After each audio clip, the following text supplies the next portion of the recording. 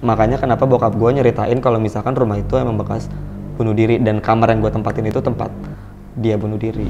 Gue emang habis video callan sama dia, bener-bener habis video callan, dan gue nggak tahu kenapa tiba-tiba kayak kok si pocongnya tahu nih kalau misalkan gue habis video callan sama nih orang, terus dia nyariinnya ke sini kayak gitu. Yang ngikutin gue itu sebenarnya cewek, tapi gue juga nggak tahu kenapa bisa si pocong ini juga ngikut ke gue. Gue juga nggak tahu kenapa saat gue ketemu orang yang bisa ngelihat atau apa segala macam, gue menghindar dari mereka.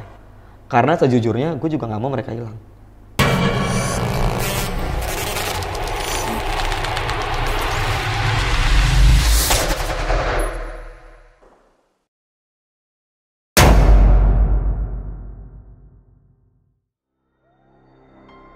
Assalamualaikum warahmatullahi wabarakatuh.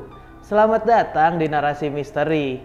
Kita akan menceritakan kisah-kisah pengalaman pribadi, kisah nyata dari para narasumber yang datang ke sini. Nah, kali ini gue udah kedatangan seorang narasumber yang punya pengalaman hidup cukup panjang sampai saat ini. Mungkin bisa dibilang dari dulu sampai sekarang disukain sama sosok yang langsung aja kita tanya ke narasumbernya. Halo Bang Destu. Halo. Sehat ya Bang? Alhamdulillah sehat. Nah, tadi kan kita udah ngobrol-ngobrol nih sebelum proses syuting ya. Yep. Boleh kasih kisi-kisi nggak sih buat temen-temen yang akan nonton video ini, kisi-kisi tentang cerita yang lo alamin nih? Oke, jadi gue pernah, ini cuma kisi-kisi ya. Jadi gue pernah yang kayak gue lagi tidur, jadi kasur gue itu bentuknya ranjang. Ranjang, tapi ranjangnya ranjang zaman Belanda atau nggak, yang kayak besi. Nah, ranjangnya ranjang besi kayak gitu. Itu gue pernah lagi tidur, jadi posisinya itu ranjangnya kayak gini, gue tidur di sini. Nah, ini otomatis kaki gue dong. Nah, saat di kaki ini, itu gue pertama pas gue lagi tidur, gue denger suara orang nangis. Nangis perempuan, kenceng banget. Cuma gue pikir ya udahlah, orang gue lagi tidur, terus tiba-tiba nangisnya makin parah. Pas gue nengok, dia ada di sini duduk sambil nangis.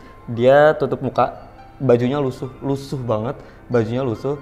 Terus tiba-tiba kakak gue ngetok kamar, dia langsung ngomong, pokoknya dia teriak-teriak, bangun, gue denger suara orang nangis kayak gitu kan. Kakak gue ngomong segala macam, jadi yang denger bukan cuma gue, ternyata kakak gue.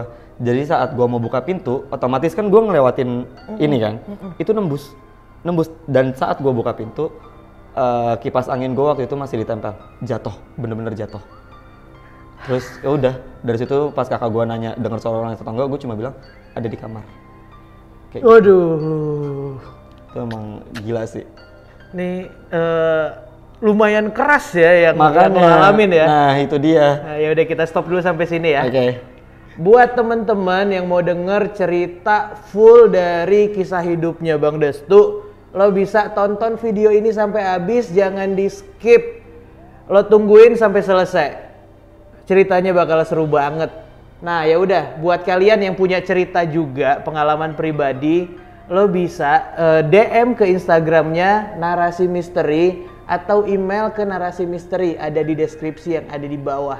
Jangan lupa follow akun TikToknya Narasi Misteri karena di sana ada konten-konten yang berbeda dari YouTube dan Instagram. Dan jangan lupa kalau kalian suka dengan video ini, share sebanyak-banyaknya, di like dan nyalain lonceng notifikasinya. Ya udah, kita langsung aja ke ceritanya. Karena di dunia ini bukan cuman kita yang nempatin.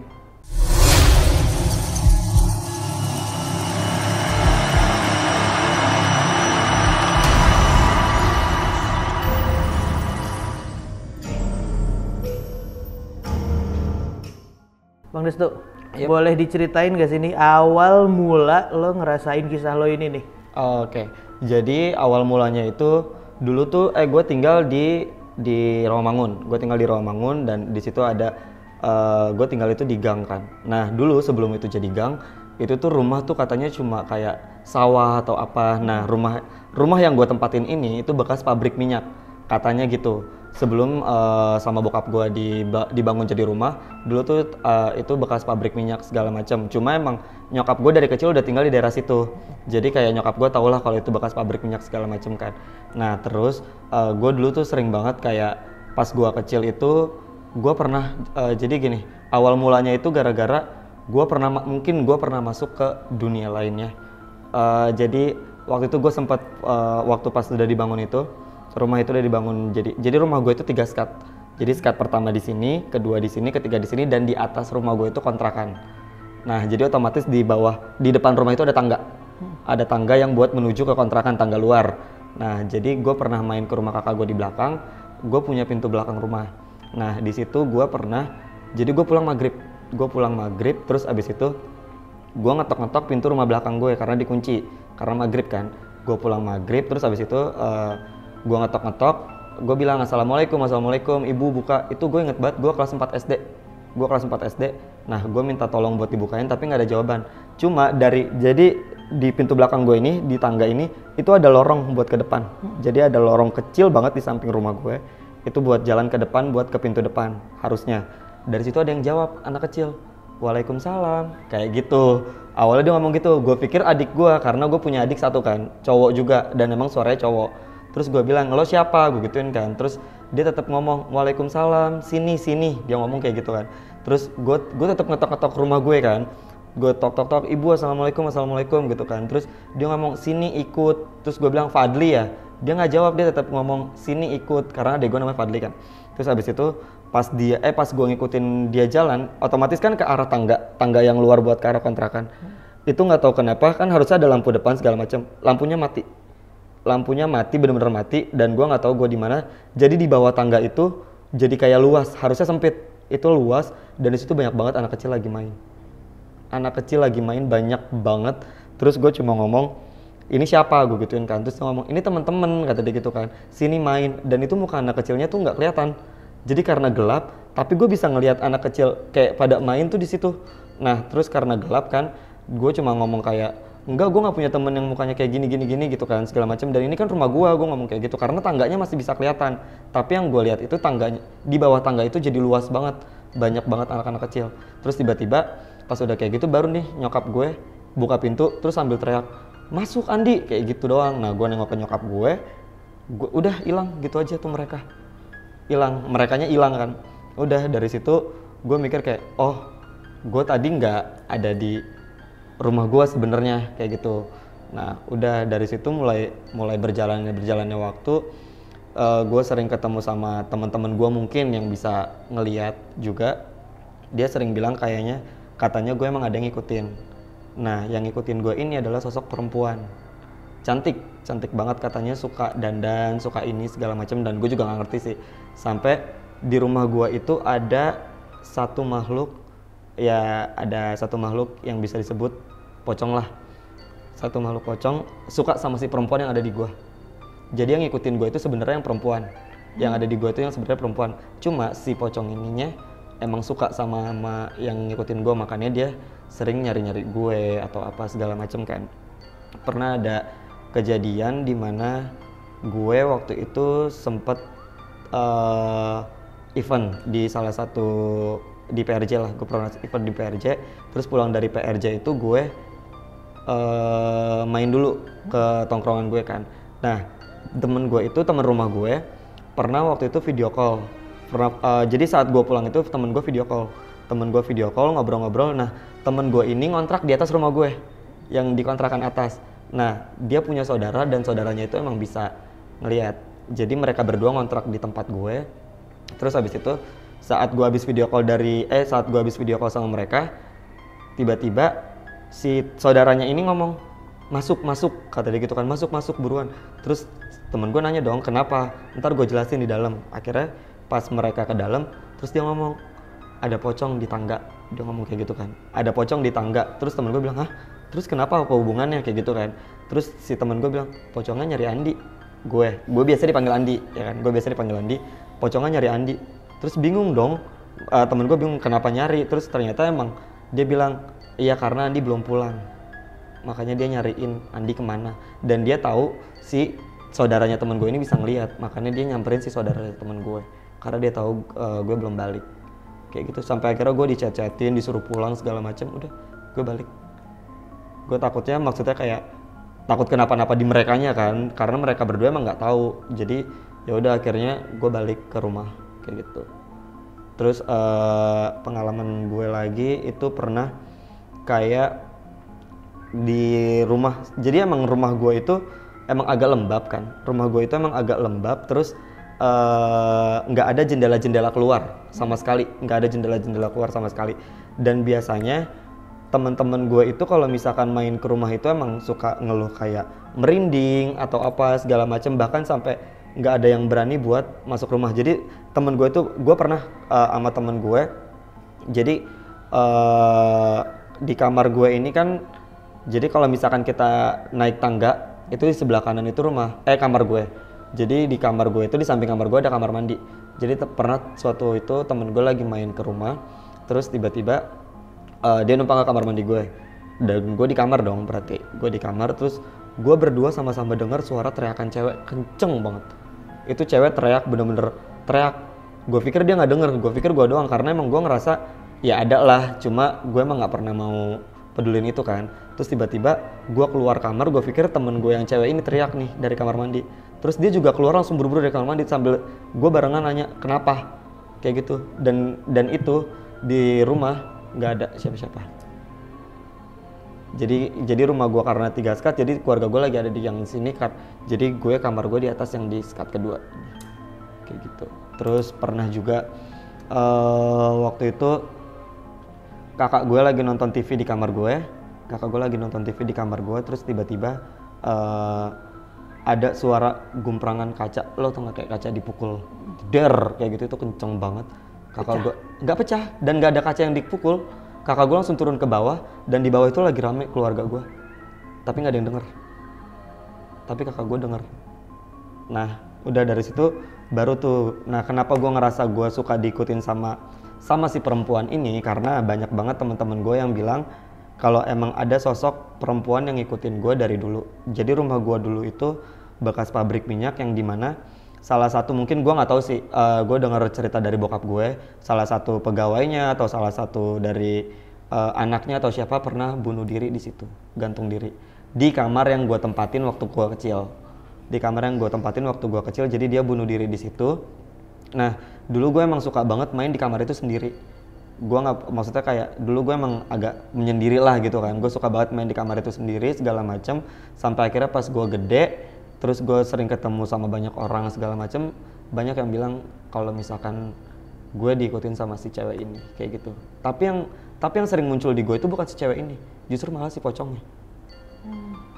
Jadi yang gue jadi bingung. Tapi teman-teman gue bilang kalau misalkan mereka itu si pocong ini ngikutin karena gue ada si cewek itu, di gue nya ada si cewek itu. Pernah suatu ketika gue lagi video call sama kakak gue di meja makan. Terus tiba-tiba kakak gue teriak kenceng banget, langsung ngomong, belakang lu pocong. Pokoknya dia ngasih tahu kalau mukanya itu hancur segala macem, terus sama dia langsung dimatiin. Dan besokannya dia sakit seminggu. Dia sakit sampai masuk rumah sakit waktu itu, demam berdarah. Gak tahu sih gue demam berdarah atau apa. Gue sih nggak bisa mengaitkan itu dengan yang ini ya. Cuma emang pas besoknya dia langsung sakit, dirawat seminggu. Itu nggak tahu kenapa. Terus abis itu pokoknya banyak sih cerita-cerita yang ada di rumah gua mungkin ya, yang mungkin gak masuk akal juga buat orang-orang kayak yang nggak percaya atau nggak percayanya. Cuma ini emang yang gua alamin tuh saat gua kalau misalkan kayak gua masuk rumah atau segala macam, gua jadi lebih suka ngucap salam ke mereka karena gua tahu mereka itu ada. Nah terus yang gue tadi cerita dari awal itu, yang gue bilang ada sosok si perempuan ini lagi duduk di kasur gue yang keranjang ini. Dia itu apa ya, pokoknya yang gue lihat waktu itu bajunya putih segala macam, terus emang lusuh banget. Tapi setelah dari yang kipas angin jatuh itu, lemari yang ada di kamar kakak gue goyang-goyang. Bener, itu lemari kayu ya, lemari yang ada di kamar kakak gue goyang-goyang, dan gue berdua otomatis panik dong. Sedangkan di atas waktu itu gue cuma sama kakak gue doang, jadi nggak ada orang sama sekali. Dan itu malam sekitar jam 2 atau jam 3 malam lah, kita udah pada tidur. Terus lemarinya goyang-goyang, terus kayak kenceng banget goyangnya. Tapi pas kita buka, bantal guling, dan kakak gue nggak pernah naruh bantal guling di situ. Itu bantal guling putih bersih, putih banget. Dan kakak gue nggak pernah naruh bantal guling di situ, dan itu bantal gulingnya goyang-goyang. Itu udah menurut gue udah nggak masuk akal sih. Cuma gue nggak pernah berpikir kayak kalau misalkan mereka dan gue nggak pernah berpikir kalau misalkan emang mereka ada buat jagain gue atau mungkin mau ngejahatin gue, tapi sampai sekarang mereka nggak pernah iniin gue sama sekali sih, nggak pernah kayak gangguin gue atau apa segala macam. Cuma kalau buat nampakin atau apa mereka mungkin pernah sesekali lah nampakin ke gue, kayak mereka ngasih tahu kayak gue ada loh di sini loh, gue tuh ada di sini kayak gitu, paling kayak gitu doang. Wih, kalau dibilang keras banget itu nih keras pengalaman banget lo sih, ya. sumpah keras banget. Jadi gue juga ngerasa tuh kayak temen gue ada, salah satu temen gue juga ada perempuan, dia anak indigo juga. Dia dari awal itu udah bilang kalau misalkan sebenarnya gue itu bisa, cuma gue emang nggak pernah ngasah. Nah dia pernah, jadi gue ini kenal sama dia belum lama, jadi gue benar-benar kenal sama dia ini belum lama segala macam. Terus saat gue ketemu dia dia cuma ngomong gini, makhluk belakang lo jelek banget. Dia cuma ngomong kayak gitu. Terus gue bilang apaan, gue gituin kan, karena saat dia ketemu gue kan otomatis dia baru dong di hidup gue, maksudnya kayak gue baru kenal sama dia gitu kan.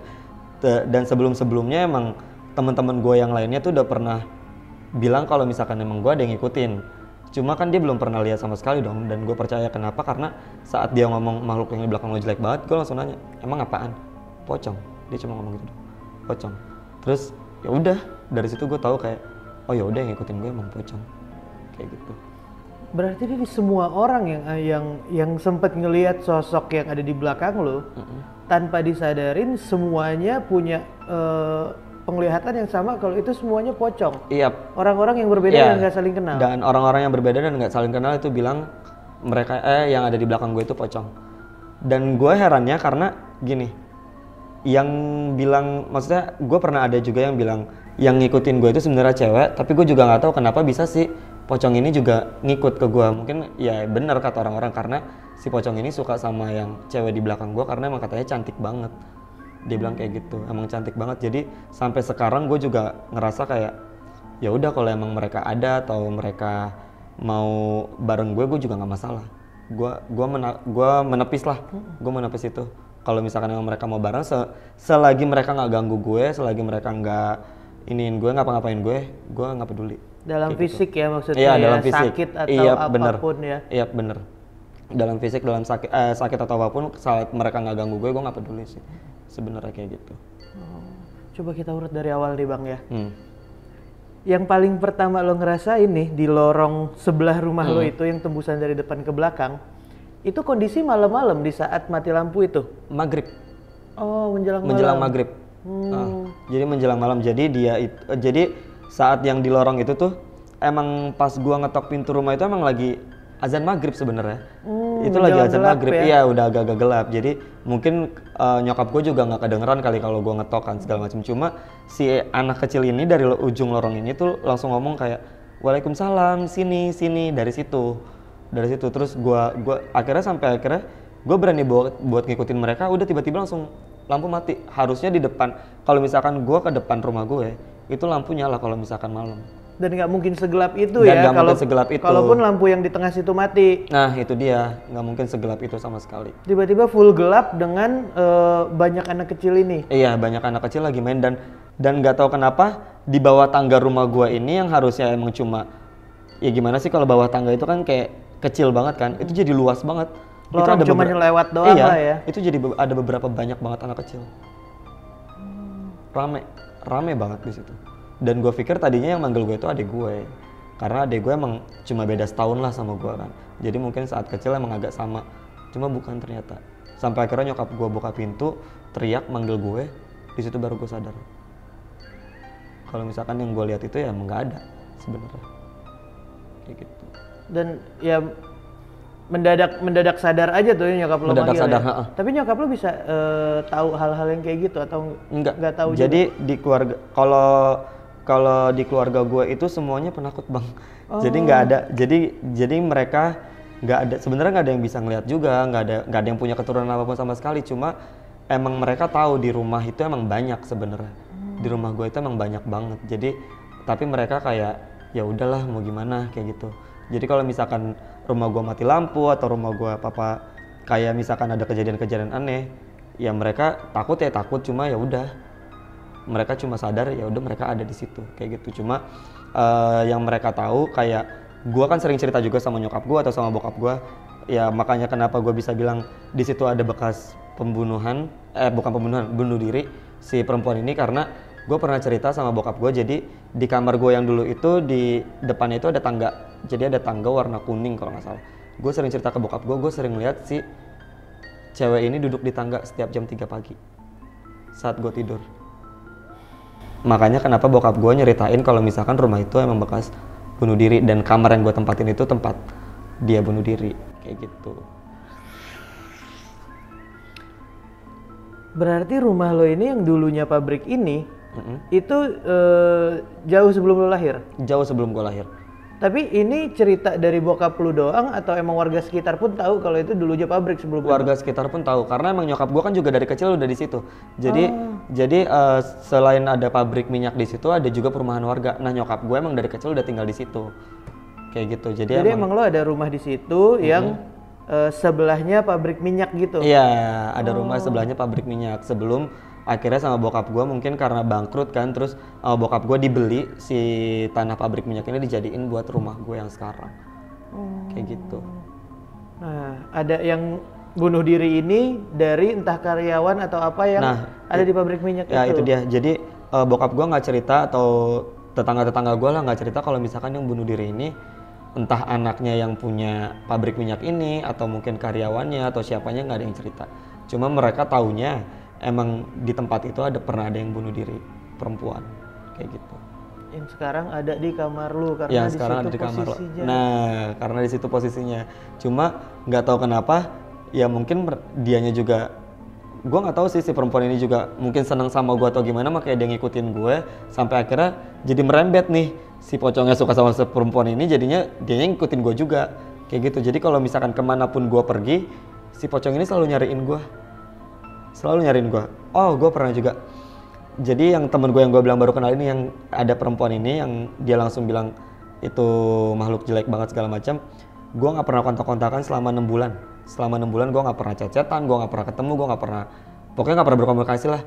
Tiba-tiba dia dia ngechat gue, pulang dicariin. Dia ngomong kayak gitu, pulang dicariin. Itu masih ada di handphone gue yang satu. Dia ngomong kayak gitu, pulang dicariin, kata dia kayak gitu. Terus gue bilang, dicariin siapa? Yang belakang lo nggak pulang-pulang. Itu kalau nggak salah gue ke Bali seminggu deh. Sampai akhirnya dia nyuruh gue pulang. Terus gue bilang kan karena gue mikirnya gue besok masih pulang ya. Gue cuma balas, iya besok gue balik, gue gituin kan. Terus dia bilang kalau bisa sekarang. Jadi kayaknya dia sih yang ngerasain energinya, karena mungkin si pocong ini tahu dia bisa ngelihat atau segala macam, jadi si pocong ini nyamperin dia. Manggilnya lewat dia. Padahal lo nggak ada komunikasi sama sekali sama temen lo itu? Selama 6 bulan. Semendadak 6 bulan lebih malah kayaknya. Semendadak itu dia ngasih tahu lo? Iya, semendadak itu. Kayak bener-bener, ya udah dia yang ngerasain. Gue juga nggak ngerti sih. Sampai ada temen gue ini kan pernah punya apa ya, kayak ibaratnya Pak Haji lah, dia kayak sering ngobatin orang segala macem. Si Pak Haji ini juga nggak tahu gue, cuma tahu lewat foto. Dia sampai bilang dia mau ngeruqyah gue, dia mau ngilangin 2 makhluk yang ada di belakang gue. Tapi kalau si Pak Haji ini bilang katanya 2 makhluk ini jahat. Cuma gue nggak tahu sih. Tapi gue emang kalau misalkan gue ketemu orang yang bisa ngelihat, nggak tahu. Nah ini juga, gue juga nggak tahu kenapa saat gue ketemu orang yang bisa ngelihat atau apa segala macam, gue menghindar dari mereka. Karena sejujurnya gue juga nggak mau mereka hilang. Gue juga nggak ngerti sih, karena emang gue juga nggak mau mereka hilang dari gue. Kayak gitu. Jadi kalau ada orang yang emang tahu dan dia bisa menghilangkan atau sini gue jauhin atau apa, lo pun nggak tahu kenapa, lo pun nggak mau. Gak mau, pokoknya teman gue selalu bilang sini gue hilangin atau apa segala macam. Terus gue menghindar, gue nggak akan pernah mau kontak itu orang lagi. Sumpah, gue nggak akan pernah mau kontak itu orang lagi. Walaupun gue tahu emang ini salah, tapi nggak tahu kenapa emang gue nggak mau aja, gue nggak mau ketemu dia, kayak gitu. Dan lo pun nggak berusaha mendekatkan yang ada di belakang lo ini ya? Enggak. Cuma emang gue nggak mau dia hilang aja. Nggak mau hilang, tapi nggak mau terlalu dekat banget juga. Kayak gitu. Jadi terus juga pernah temen gue, temennya sama gue waktu itu gue masih SMA, gue nggak pernah, dia nggak pernah main ke rumah gue sama sekali. Dia nggak pernah tahu posisi letak kamar gue di mana, posisi tangga gue di mana segala macam. Dia emang bisa ngeliat juga, tapi dia bisa kayak apa sih namanya tuh, telepati atau apa ya, pokoknya tangan gue dipegang terus tiba-tiba gue sama-sama merem sama dia, terus dia ngomong, gue udah di depan rumah lo, kata dia gitu. Gue di depan rumah lo, gue masuk ya, kata dia gitu. Terus dia masuk ke dalam rumah gue, terus dia naik tangga, dia bilang ini di samping meja makan ada tangga, terus ini ke arah mana, terus gue bilang ke kamar gue gituin kan. Dia naik tangga sampai akhirnya dia bilang di samping tangga, terus di samping tangga ada kamar keramik putih, kamar siapa, dia cuma ngomong kayak gitu kan. Terus gue bilang kamar gue gituin. Terus dia ngomong depannya pocong, di depannya ada pocong yang nungguin lo. Cuma dia emang kalau dia nggak ngelihat ada si sosok cewek ini di gue, dia doang yang nggak ngelihat kalau misalkan ada sosok cewek ini. Tapi semua orang yang ngelihat gue emang ngeliatnya si pocong ini yang ada di badan gue. Maksudnya di belakang gue lah. Cewek ini nggak terlalu terlihat sama orang-orang yang bisa melihat. Nggak terlalu terlihat. Tapi lebih ke pocongnya. Nggak tahu kenapa. Itu dia, makanya kalau misalkan kayak sekarang sih kalau misalkan gue kayak ngerasain hal-hal yang mungkin menurut gue kayak bikin merinding atau apa segala macam, gue jadi tahu oh mungkin ada yang lagi berkomunikasi sama si pocong gue atau pocong gue lagi ngapain kayak gitulah. Tabrakan yang lo nggak tahu lah ya. Tabrakan yang gue nggak tahu kayak gitu. Dan si orang yang ngontrak di atas rumah lo itu temen lo atau saudara lo tadi? Temen gue. Temen gue, tapi dia punya saudara yang bisa ngelihat.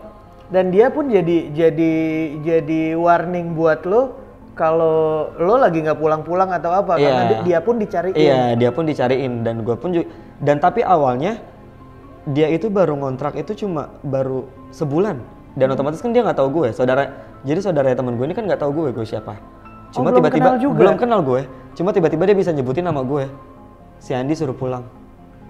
Karena gini, maksudnya gue punya emang teman gue ini ngontrak di atas rumah gue, tapi kan gue nggak tahu kalau saudaranya ikutan ngontrak atau segala macam. Cuma karena gue nggak pernah main-main ke atas, jadi gue ketemu. Nggak ngurusin kontrakan. Dan gue nggak ngurusin kontrakan itu, iya makanya nggak tahu kenapa tiba-tiba si saudaranya teman gue ini nyebut nama gue. Teman gue juga bilang, saudara gue nggak kenal lo, tapi dia tahu. Jadi si pocongnya ini yang ngomong ke dia. Dengan menyebutkan nama juga. Menyebutkan nama. Buktinya dia sampai tahu si saudaranya kalau misalkan si Andi suruh pulang, kata dia kayak gitu. Dan lu dikontak sama si temen gue ini. Temen lo itu. Iya. Buat ngasih tahu. Buat ngasih tahu. Dan itu lumayan sering. Jarang sih.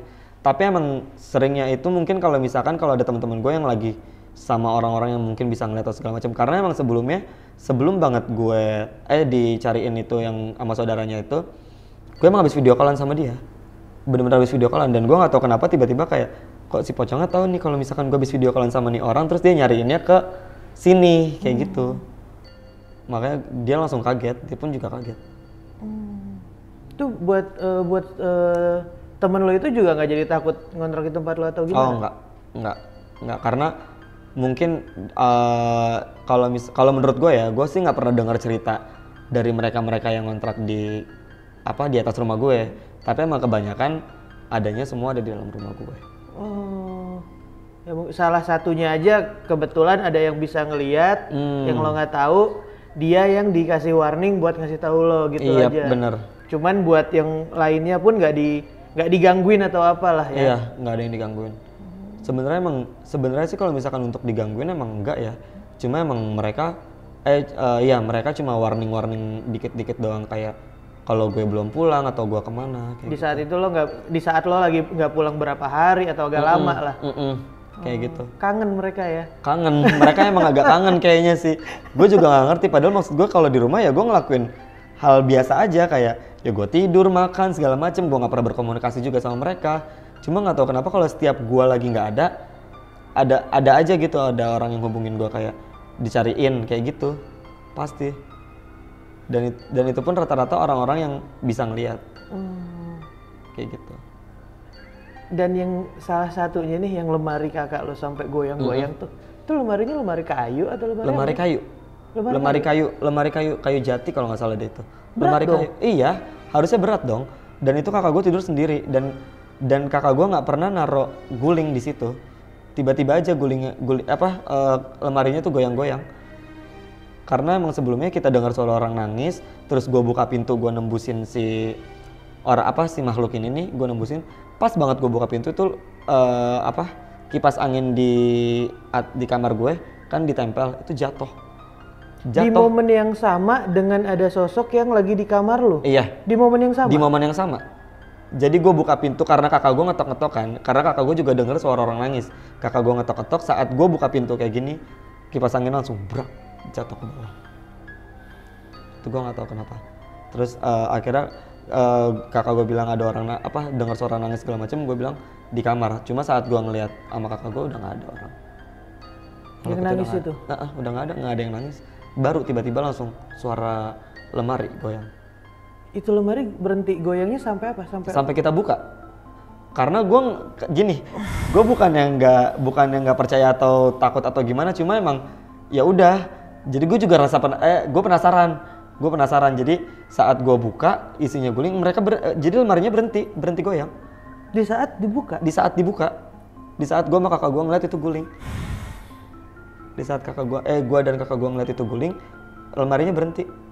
Berarti lo buka pintu kamar kakak lo dan ngeliat kakak lo dengan lemari yang goyang itu, dan lo berdua pelan-pelan nyamperin tuh lemari. Iya, gue samperin tuh lemari. Mungkin gue juga penasaran juga sih, karena gue pikir ya yang gangguin yang tadi ada di kamar gue, yang perempuan yang duduk sambil nangis itu. Cuma saat gue buka, ya itu bantal guling dalamnya. Bantal guling yang ada di rumah lo? Bantal gulingnya ya ada di rumah gue, cuma kakak gue nggak pernah naruh bantal guling itu di situ. Pernah sekalipun naruh bantal guling di lemari, nggak pernah ada.